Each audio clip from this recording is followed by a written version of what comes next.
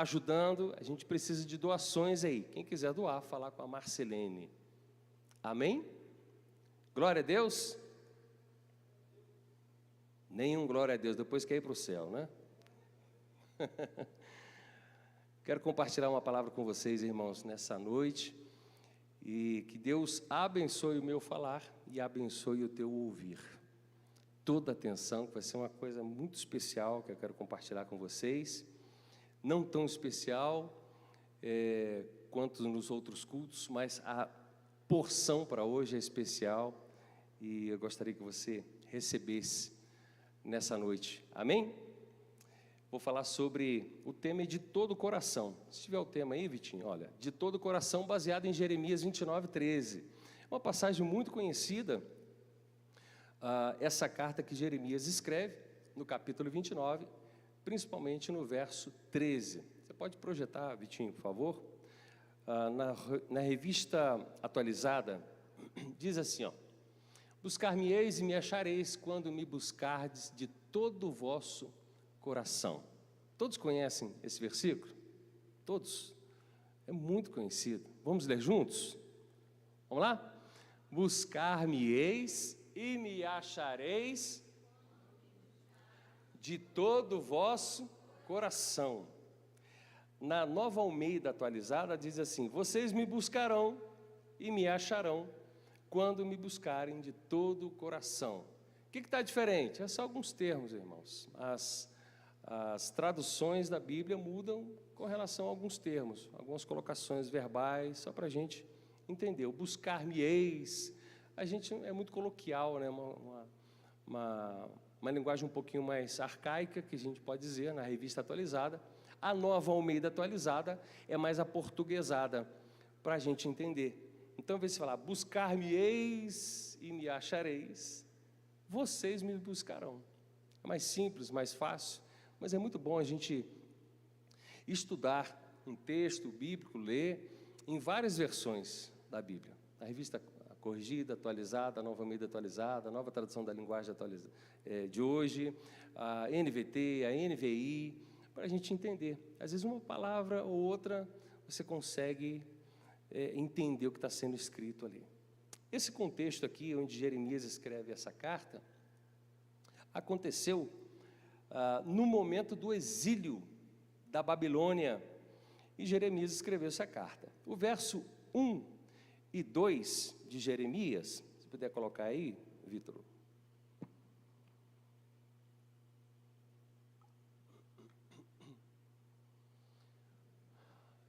Jeremias 29, 1 e 2. A gente vai ler na NVT. O que é NVT? Alguém sabe? Nova versão.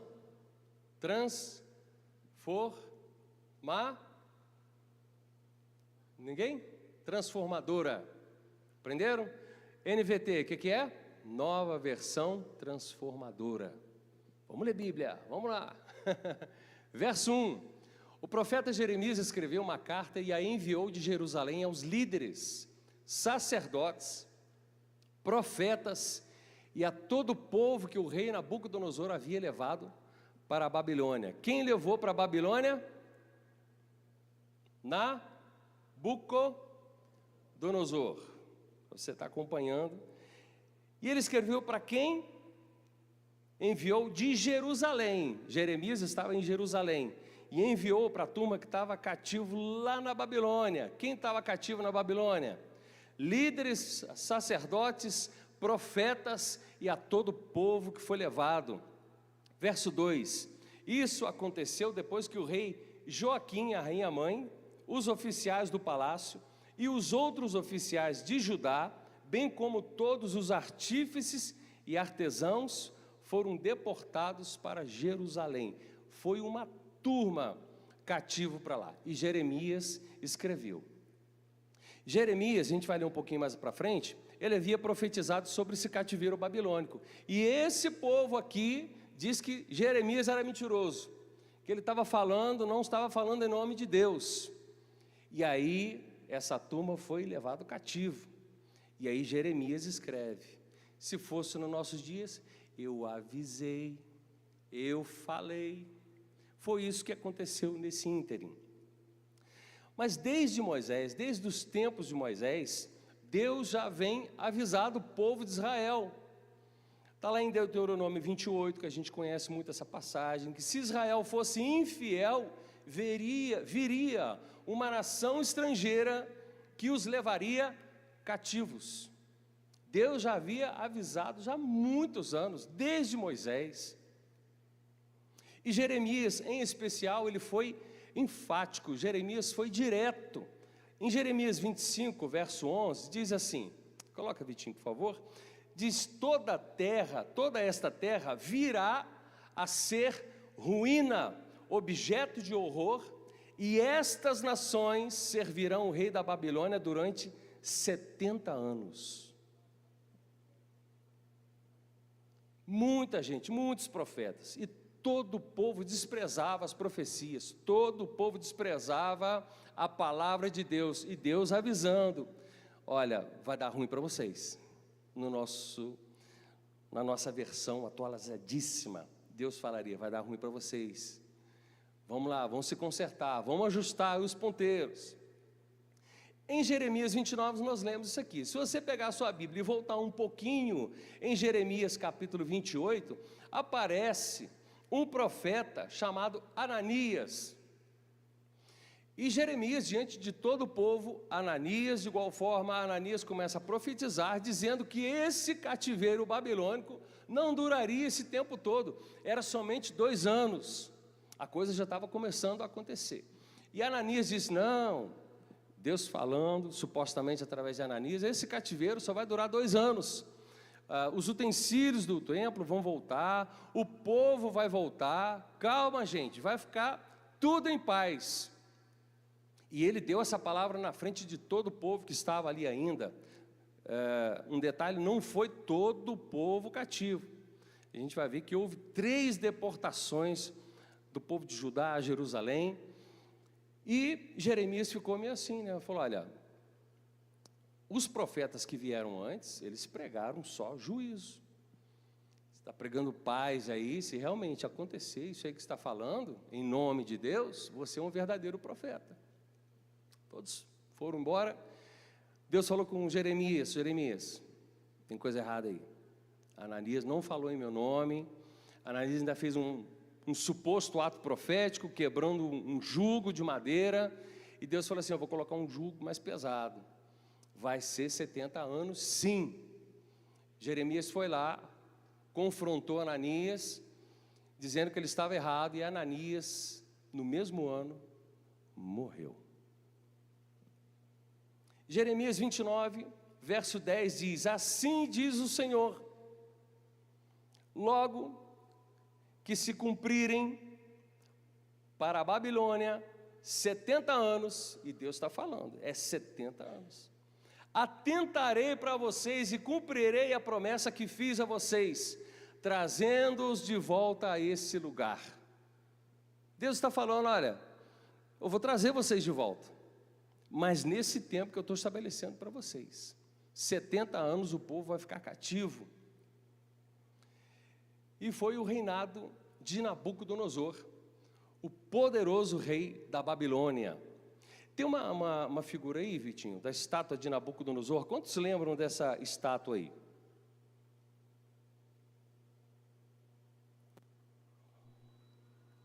Olha só. Ali embaixo, depois que a estátua dos impérios das nações for esmiuçada pela pedra cortada sem auxílio de mãos, será estabelecido o reino de Deus na terra. Lá em Daniel 2, Nabucodonosor já estava reinando. No seu começo do reinado, ele tem um sonho perturbador, e ele sonha com essa estátua aí, ó. Ele chama os adivinhadores lá do seu reino e fala: olha, vocês precisam interpretar um sonho que eu tive. E o pessoal lá chegado de Nabucodonosor disse: qual é o sonho, rei? Então, aí que é o seguinte: vocês têm que saber o que eu sonhei e interpretar esse sonho. Eu falei: mas isso é impossível. Eles começaram a enrolar na conversa com o rei Nabucodonosor para dizer, falando: fala aí que a gente vai interpretar para vocês. E Nabucodonosor: vocês estão me enrolando. Não, eu quero um negócio sério aqui, vocês precisam saber o que eu sonhei. falar o que eu sonhei e interpretar esse sonho. Foi quando o funil foi apertando e chegou em Daniel. Daniel chegou perante o rei Nabucodonosor, falou em nome de Deus e falou o que ele sonhou. E esse sonho que você teve, rei Nabucodonosor, dessa estátua, aí o homem já deve ter tremido, né? Eu falei, rapaz, esse cara é diferente. Eu falei, não, é Deus. Não sei se você já teve uma experiência assim, de Deus te confrontar e falar uma coisa específica sua. Eu falei, pronto, agora a casa caiu.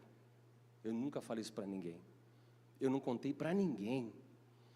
Ele está falando o que eu sonhei. E aí Daniel interpreta o sonho. E ele fala sobre a cabeça de ouro, que era o Império Babilônico. E Daniel fala com Nabucodonosor, você é a cabeça de ouro, você é o rei hoje, você é o Todo-Poderoso.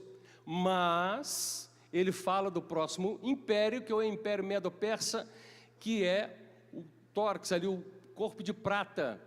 Depois fala sobre o Império Grego, que representa o bronze na estátua, o Império Romano, o ferro, e sobre essa pedra que vem cortada sem um auxílio humano, que vai esmiuçar, que era o governo de Deus na terra. Foi isso que foi estabelecido, através daquele sonho de Nabucodonosor e a interpretação dada por Deus a Daniel para o rei sobre esses impérios. Você é o cabeça, rei da Nabucodonosor, você é a cabeça de ouro, você que está mandando agora, você que manda no pedaço hoje, mas vai ter fim. Tudo, irmãos, na nossa vida tem um fim, e eu penso que a gente precisa aproveitar ciclos da nossa vida, em tudo na nossa vida, trabalho, tudo. Você pode estar vivendo um momento muito especial, muito bacana, mas você sabe se você vai até o fim da sua idade com isso? Não. Então a gente precisa pensar que Deus é o dono da nossa vida, Ele conduz a nossa vida em tudo, Ele governa a nossa vida, e há oportunidades, há ciclos na nossa vida que vão se encerrar, e a gente precisa entender isso aí. Querendo ou não, algumas coisas vão se encerrar na nossa vida. E Daniel disse, olha, você está com o queijo e a faca na mão, rei Nabucodonosor. Tu é o cara, tu está mandando, mas vai vir um reino aí que vai aniquilar. Recado dado, tchau. Foi isso que Daniel disse para o rei, nessas minhas palavras, do recado dado, tá bom? Então houve, irmãos, 3 deportações do povo de Jerusalém, povo de Judá, cidade de Jerusalém. A primeira deportação foi no reinado de um rei chamado Jeoaquim. Nessa primeira deportação, Babilônia não queria somente terra, Babilônia queria o império, queria o governo de tudo. Nabucodonosor estava mandando no pedaço, como nós vimos. Eles invadiram com permissão de quem? De Deus. Deus falou o quê? 70 anos, eu avisei, e a gente vai saber por quê.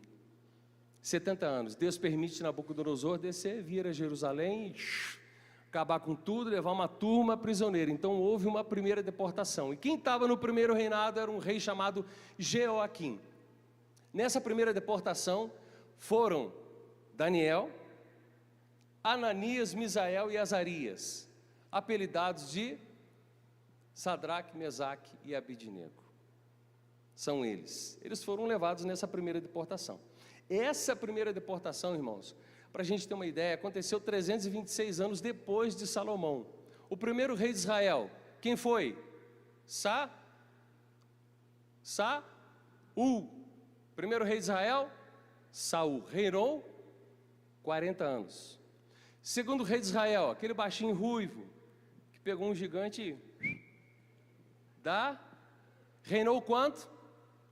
40 anos, diga 40 anos, vamos participar, gente, não dorme não. Terceiro rei de Israel, Salom, o mais sábio, reinou também 40 anos. Depois, Roboão, um servo de Salomão, assumiu uma parte do reino, o reino de Israel foi dividido, e outra história. Mas de Salomão até essa primeira deportação deu 326 anos. Deus foi avisando, Nós falamos desde Moisés, Deus está falando. Se comportem, se ajustem, se alinhem. Você acha que Deus avisa? Avisa? Ele instrui? Ele dá ordens? Ele ameaça? Não. É um Deus ruim? Alguns estão em dúvida? Vamos ler. Daniel capítulo 1, verso 1 e 2. No ano terceiro do reinado de Jeoaquim, rei de Judá, Nabucodonosor, rei da Babilônia, veio a Jerusalém e a sitiou.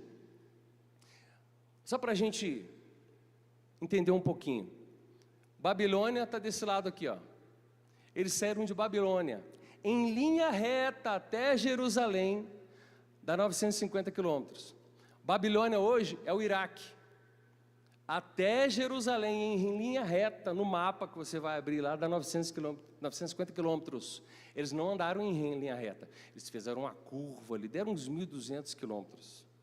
Levaram uns 3 a 4 meses, essa turma, rei da Babilônia, Nabucodonosor, foi com a turma lá, levaram cativos, voltaram pelo caminho.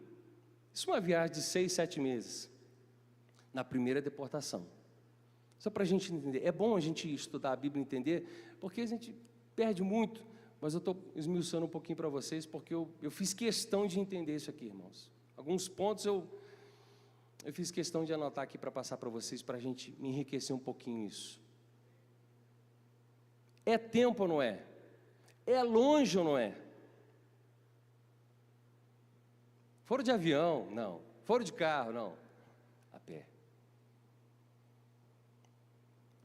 Daniel 1 e 2, né? No ano terceiro do reinado de Jeoaquim, rei de Judá, Nabucodonosor, rei da Babilônia, veio a Jerusalém e a sitiou. O Senhor entregou nas mãos dele Jeoaquim, rei de Judá, e alguns dos utensílios da casa de Deus. Nabucodonosor levou esses utensílios para a terra de Sinar, para o templo do seu Deus, e os pôs na casa do tesouro do seu Deus. Até aí tudo bem? Não? Sim? Segunda deportação. Aí eles voltaram com aquela turma toda. Falei, vamos lá, vamos pegar mais gente. Volta a turma toda para pegar mais um povo. A segunda deportação foi no reinado de Joaquim. O primeiro rei era Jeoaquim. O segundo rei, Joaquim. Ele reinou só 3 meses. Esse Joaquim tinha 18 anos de idade. Porque o Jeoaquim era pai do Joaquim. Vamos entender? Jeoaquim estava reinando. Reinou uns 11 anos. Veio Nabucodonosor, acabou para vocês. Vamos embora. E aí o Joaquim, com 18 aninhos de idade, falou, agora tu reina aí. Ele reinou 3 meses. Mas não deu muita conta, não administrou bem, foi levado cativo. Reinou 3 meses, foram 10.000 cativos nessa segunda leva, e Ezequiel, o profeta Ezequiel, foi junto. Então quando você lê Ezequiel, você sabe que ele está lá no cativeiro babilônico. Até aí tudo bem? Amém? 2 Reis, capítulo 24, versos 11 e 12. Nabucodonosor, rei da Babilônia, veio à cidade quando os seus servos a sitiavam. Então Joaquim, o rapazinho de 18 anos, rei de Judá, acompanhado de sua mãe e seus servos, seus príncipes e seus oficiais, se entregou ao rei da Babilônia. Eu me rendo. E o rei da Babilônia, no 8º ano do seu reinado, o levou cativo. E aí vem a terceira deportação. Foi no reinado de Zedequias. Quem era Zedequias? Era o Matanias, era o seu nome. Zedequias foi dado esse nome a ele. Zedequias era irmão lá do primeiro rei da primeira deportação, Jeoaquim. Ele foi, o filho ficou, Joaquim, novinho. Só que Nabucodonosor veio, acabou para vocês, vamos embora. 10.000 foram embora, Joaquim foi junto, Ezequiel foi junto. Nabucodonosor chamou o irmão lá do Jeoaquim, Matanias, será chamado Zedequias, tu vai reinar, tu fica aí reinando. E aí Zedequias reinou no lugar do sobrinho. Até aí tudo bem? Essa terceira deportação, irmãos, Jeremias foi? Não, Jeremias ficou em Judá. Essas cartas que Jeremias escreveu, ele não foi cativo lá, mas ele ficou cativo aqui, em Jerusalém. E ele escreveu essas cartas. Na terceira deportação é o momento mais dramático. Por quê? É onde aconteceu a queda e a destruição de Jerusalém, foi sitiada, queimada, todos os utensílios do templo foram levados, o restante que ficou, e o templo de Salomão, que Salomão tinha erguido aqui, 320 e poucos anos depois, foi destruído, tudo aniquilado, tudo acabado. Essas três deportações, dos 1.200, 1.300 quilômetros de ida, levavam a turma, voltava, levava outra. Dos 3 reis que ficavam ali em Judá e em Jerusalém, levou 19 anos. Foi um período de 19 anos de deportação do povo de Deus para a Babilônia. Alguns entendem que os 70 anos contaram depois da terceira deportação. E alguns entendem que a partir da primeira deportação, os 70 anos já começaram a ser contados, que era talvez o mais certo. Ok? Jerusalém foi destruída, o templo foi queimado, Zedequias viu seus filhos mortos e teve os seus olhos vazados. 2 Reis 25, 7, eu não sei se eu coloquei aí, se você puder colocar, Vitinho, por favor. 2 Reis, capítulo 25, verso 7. 2 Reis 25, 7. Aí. Mataram os filhos de Zedequias. Quem foi Zedequias? O terceiro rei. Quem colocou ele lá? Nabucodonosor. Tu fica aí mandando, tá? Nós vamos lá levar a turma. Governa aí. Aí eles mataram os filhos de Zedequias. Nessa terceira deportação eles voltaram. Falou, agora acabou para vocês. Na frente dele, mataram os filhos de Zedequias na frente deles. E então lhes furaram os olhos, amarraram-no com correntes de bronze e o levaram para a Babilônia. A coisa foi bem apertada para o povo de Deus. Foi ou não foi? Jeremias 39, versos 8 e 9. Diz assim, próximo verso. Jeremias 39, 8 e 9. Os caldeus foram os povos ali que deram origem aos babilônicos. Queimaram o palácio do rei e as casas do povo e derrubaram as muralhas de Jerusalém. Nebuzaradã, o chefe da guarda, ele falou para Jeremias, se quiser ficar aí, tranquilo. Jeremias optou por ficar. O chefe da guarda levou cativos para a Babilônia o resto do povo que havia ficado na cidade, os desertores que se entregaram a ele e o restante da população. Estão acompanhando? Deus foi vingativo. Eu falei, agora vocês vão ver. Por que um Deus tão amoroso permitiu que o seu povo fosse cativo?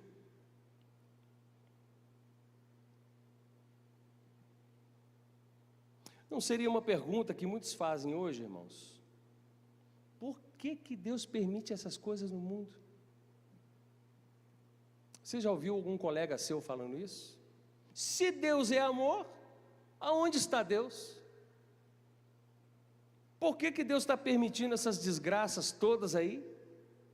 Por que Ele deixa? Porque Deus Todo-Poderoso, bondoso, deixa as pessoas sofrerem. É a indagação de quem não teve uma resposta e uma revelação de Deus ainda. Por que Deus permite? Então, irmãos, existem meu ponto de vista, existe a vontade de Deus e a permissão de Deus. Você, papai e mamãe, quando seu filho te pede algo, e vai com relação ao teu coração, pai, posso isso? Pode? Claro, meu filho, está abençoado, vai lá. Foi da sua vontade? Foi. Agora, se seu filho fala, pai, posso isso? Não, filho, dessa vez não. Por quê? Não, dessa vez não. Não, mas eu quero isso, vai acontecer isso? Não. E aí você vê que ele está bem relutante. Aí você vai aprender. Pode ir. Ah, sabia que você ia deixar. Eu falei com meu pai, eu conversei com a minha mãe direitinho, ela deixou. Mas ele não sabe que o papai e a mamãe estavam deixando ele aprender uma lição. Papai e mamãe é assim ou não é? Entendeu? Porque Deus permite. Nós podemos entender vários motivos por que Deus permite, mas poderíamos definir o permite de Deus porque Ele é justo. Ele é justo. Gálatas 6,7 diz, não se deixe enganar, ninguém pode zombar de Deus, a pessoa sempre colherá aquilo que semear. Quem vive apenas para satisfazer sua natureza humana, colherá dessa natureza ruína e morte, mas quem vive para agradar o Espírito, colherá do Espírito a vida eterna. De Deus ninguém zomba. Essa palavra zombar dá uma intenção de que é como o mugido do boi. Deus, né? Essa zombação. De Deus ninguém zomba. Ai, Deus, esse sonido de um boi mugindo. Deus, né? Ninguém zomba de Deus. Está escrito, foi Ele que mandou escrever para avisar a gente. O que o homem plantar, ele vai colher. Deus castiga, o homem colhe. O homem colhe. Em Daniel 4, 29 a 37, nós vemos que Nabucodonosor, o grande rei da Babilônia, ele se engrandeceu por suas conquistas, ele não reconheceu Deus, o Todo-Poderoso, ele passou a viver pela falta de reconhecimento que Deus era mais poderoso que ele passou a viver como um animal. Se você ver lá, Daniel capítulo 4, 29 ao 37. As unhas cresceram, o cabelo cresceu, ele ficou desnorteado. Naquele mesmo dia que ele se engrandeceu, ele começou a viver com os animais, comendo capim. Até que um dia, a Bíblia diz, até que um dia, ele falando, me voltou o entendimento, o Nabucodonosor, me voltou o entendimento. E eu penso que quando ele voltou à noção de vida, com aquelas unhas grandes, cabeludo, barbudo, comendo capim, com a boca toda verde, comer capim com os bois, ele se voltou e glorificou a Deus. Teve tempo. Daniel capítulo 4, verso 35, nessa volta de Nabucodonosor à sua razão. 4:35, todos os moradores da terra são considerados como nada, e o Altíssimo faz o que quer com o exército do céu e com os moradores da terra. Ele faz o que quer. Entenderam, irmãos? Deus é injusto, Ele é justo. Ele deixa a gente colher as nossas escolhas. Ele faz o que quer com o exército do céu e com os moradores da terra. Não há quem possa deter a sua mão. Isso Nabucodonosor falando. Nem questionar o que Ele faz. Pode parecer, irmãos, que Deus ele é carente da sua atenção. Pode parecer que tudo tem que acontecer do jeito de Deus.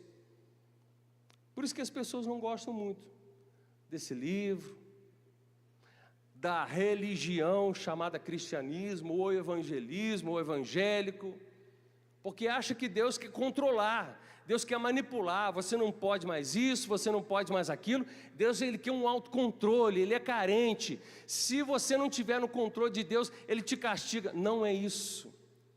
Nós estamos aprendendo aqui, Ele deixa a pessoa colher.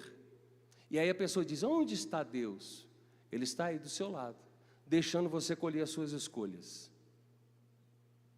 É simples, é dessa forma. Sabe por quê, irmãos? Nós podemos usar um termo que nós usamos, porque manda quem pode, obedece quem tem juízo. Na sua casa tem lei, tem ou não tem?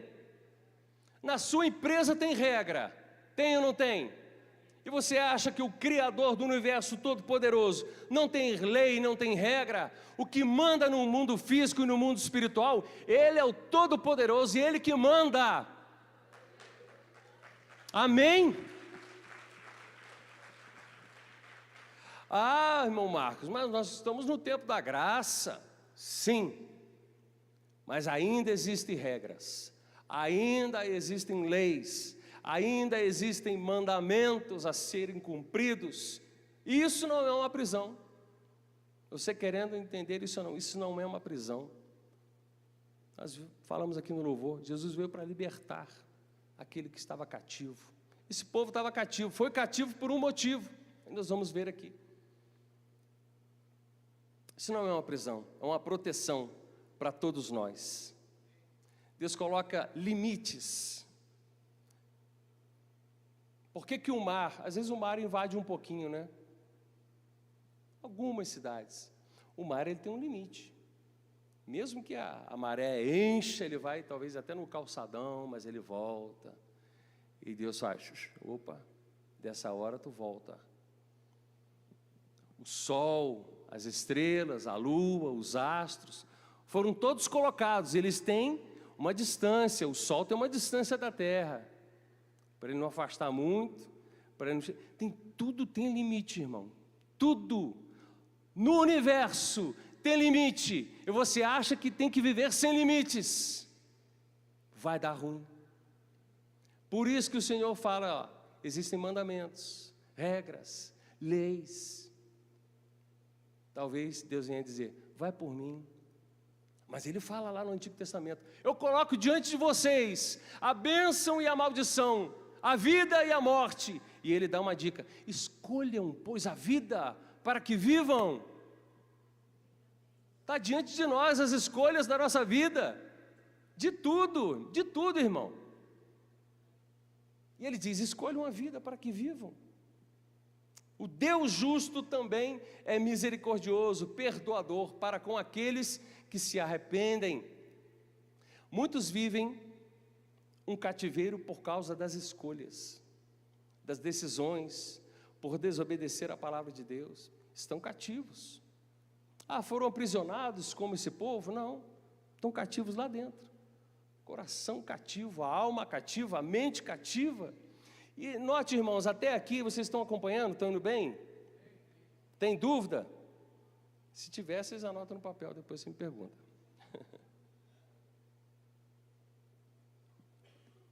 Percebam que nesses 19 anos que nós falamos, desse cativeiro babilônico, desses 3 reis que ficaram, e foram deportados também.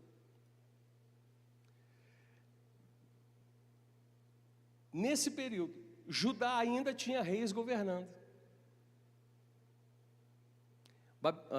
Nabucodonosor não chegou na primeira deportação, acabou tudo, agora vocês não tem mais rei, acabou, é só eu. Não, Nabucodonosor ainda deixou os reis lá, falou, vocês ficam governando aí. Eram tipo reis vassalos, fantoches, eles estavam lá só, mas está reinando, mas batendo continência para a Babilônia. A coisa estava funcionando, existiam ainda reis, a vida parecia funcionar, como os cativos da Babilônia, com os que foram e com os que ficaram. Os cativos da Babilônia não foram somente os que foram para a Babilônia, mas os que ficaram também entendiam. Tem um rei aqui, o rei Jeoaquim está aqui, o rei Joaquim está aqui, opa, já foi, muito rápido. O rei Zedequias está aqui, está governando a gente, mas está todo mundo batendo continência para Nabucodonosor. Ele é o chefão, cativou a turma inteira, está levando uma turma, mas tem uma turma que está cativo. A coisa está funcionando, a cidade está funcionando, e isso acontece com muitas pessoas. A vida funciona, se compra, se vende, vai para casa, dorme, faz negócios, a vida está funcionando, mas o cativeiro está ali. E você sabe qual é o cativeiro? É isso que estava acontecendo com esse povo. No meio dessa situação dolorosa, Jeremias permanece em Judá, envia uma carta para os cativos que foi levada por dois homens, Elasa e Gemarias, nomes bonitos, enviados pelo rei Zedequias, nessa terceira leva, até Nabucodonosor. Ele orienta, Jeremias 29, 4 e 7. Assim diz o Senhor dos Exércitos, o Deus de Israel, a todos os exilados que eu deportei de Jerusalém para a Babilônia. Jeremias escrevendo: construam casas, ok? E morem nelas, plantem pomares e comam o seu fruto. Casem e tenham filhos e filhas. Escolham esposas para os filhos de vocês e deem as suas filhas em casamento, para que tenham filhos e filhas. Vocês vão virar vovô lá no cativeiro. Aumentem em número e não diminuam aí na Babilônia, tá bom? Porque Deus falou que é 70 anos, não são 2 anos. A coisa é uma geração inteira. Aproveita vocês aí, tá bom? Eu avisei. Construam, vivam a vida normal de vocês, porque vai demorar. Deus vai trazer vocês, mas ó, fica tranquilo. Tem um tempo. Nesse tempo, vocês procurem a paz da cidade, no verso 7. Procurem a paz da cidade. Que cidade, irmãos? A gente está lendo.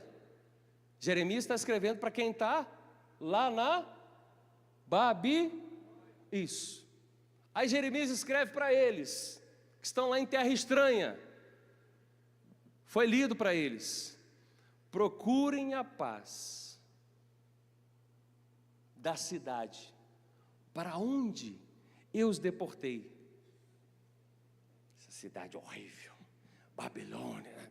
Não, orem por ela. Procurem a paz por ela.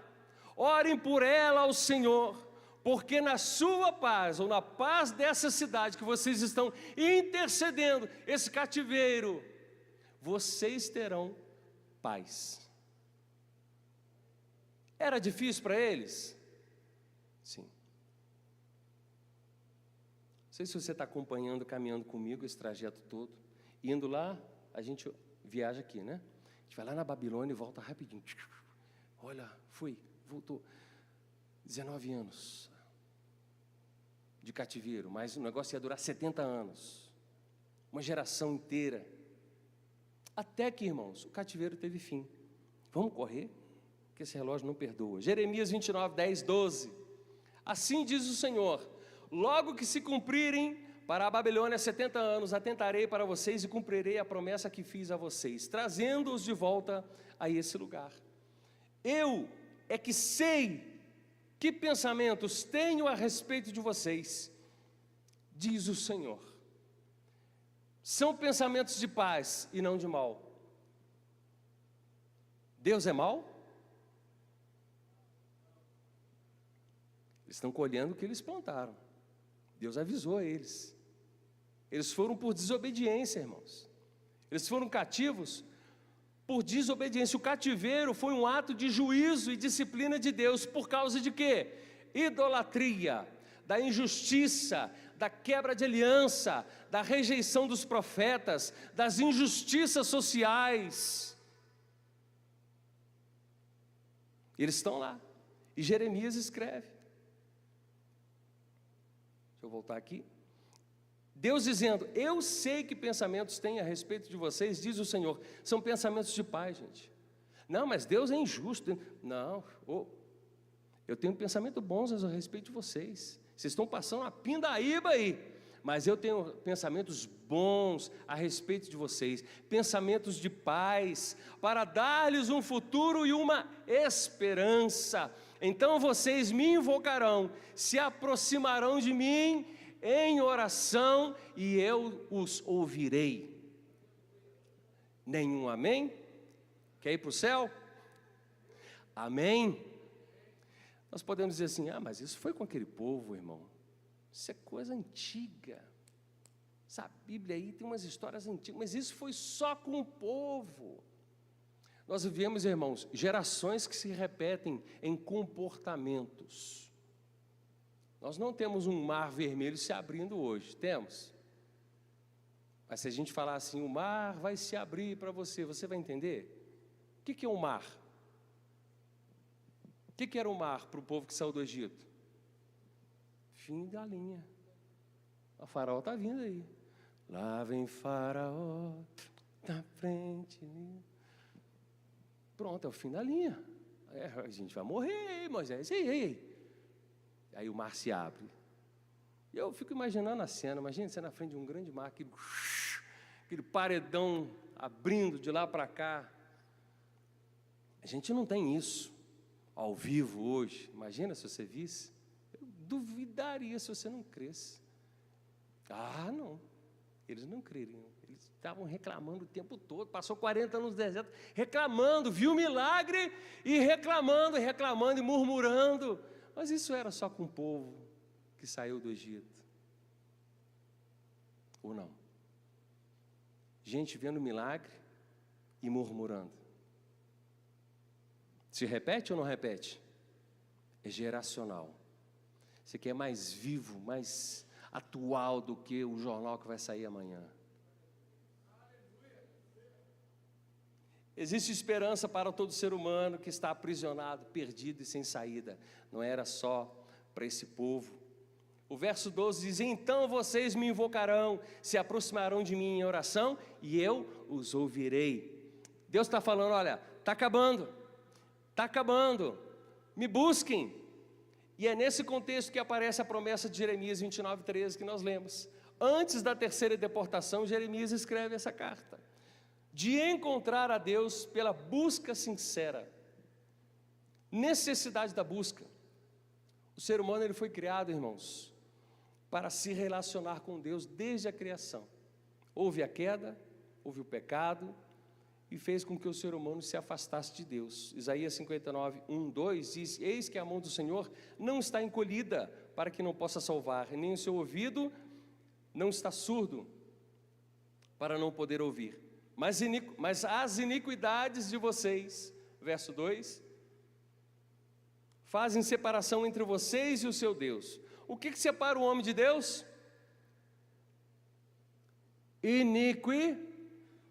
Pecado, iniquidade, isso que afasta o homem de Deus. Cadê Deus? Onde está Deus? Tem pecado, e está afastando a natureza, o homem. E os pecados que vocês cometem, o levam a esconder o seu rosto de vocês, para não ouvir os seus pedidos. Irmãos, Deus, não é Deus que está perdido. Somos nós, é a humanidade, é o homem que está perdido. É nós que nos distanciamos de Deus, e não Deus que se distancia da gente. E a ajuda só vem para quem reconhece que está perdido. Não, eu não estou perdido não, minha vida está muito boa.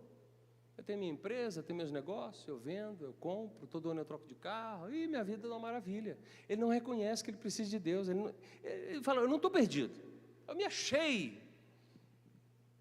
O ser humano disse, eu me achei, eu vou e volto, eu faço o que eu quero da minha vida. O povo também fazia, mas estava cativo, estava preso. Até que o ser humano não reconheça que ele precisa de Deus, que ele está cativo, ele está aprisionado, e ele sabe aonde que a coisa aperta. Se ele não reconhecer, se voltar para Deus, igual Nabucodonosor, não tem ajuda. Ele não vai ter ajuda. Segundo, a necessidade da busca, e segundo é a forma como era para buscar, de todo coração. Há pessoas que buscam a Deus de forma muito superficial, só quando precisam.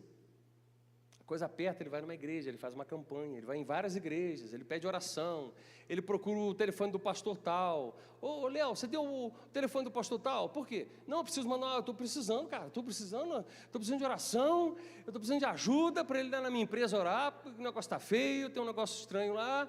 As pessoas buscam. É lícito? Sim, só Deus pode tirar dessa. Você está buscando no lugar certo. Ah, mas se eu fosse... Então, a gente não é Deus. Ah, mas só buscou por interesse. Aí é Deus com ele. Só Deus pode libertar.